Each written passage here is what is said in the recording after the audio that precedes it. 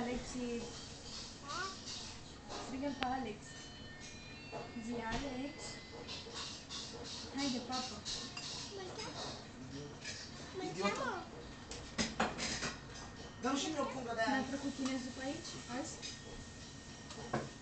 Și două de alea. Nu ne lasă și nouă salariu, am nevoie de bani. Îți prind asta. Eu vreau să iau o bani. Eu uite ce-am Nu făcut. mi l-a dat de la alte. Mie nu mi l-a dat. De la alte. Bă, mie chiar îmi place puterul. E mișto, dar de la mare.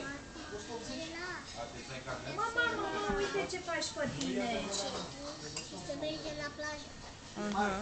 Să mă-și bag grupul ăla, că nu E 225 pe acolo. mai pe decât. Mii de Nu, bani. nu, n-are nimic orezul ăsta pentru ea, nu? Atunci am nimic. Nici ciupercilele? Dacă trebuie să-ți iei carnetul, ți iei un motor. Hai. Aoleu, ce-am eu cu becurile astea?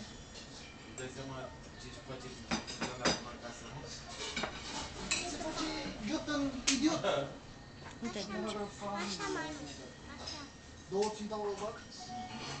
Maia, uite-te la Manu. Nu, lasă să mănânce. Da, da, pune o strână, pune o aia. Uite-te de acolo, așa. De asta ai ajuns pe tine pe Ce nu mai aveți cum să plecați de aia?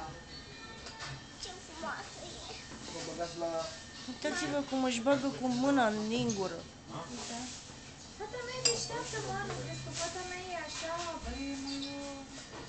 fata mea e jucată. Să știi că e jucată foarte bine, soacră mea, îmi place de ea. Că toate alea vorbește tot, știe, tot și cum să mănânce. Dacă ia și ciorba o mănâncă singură.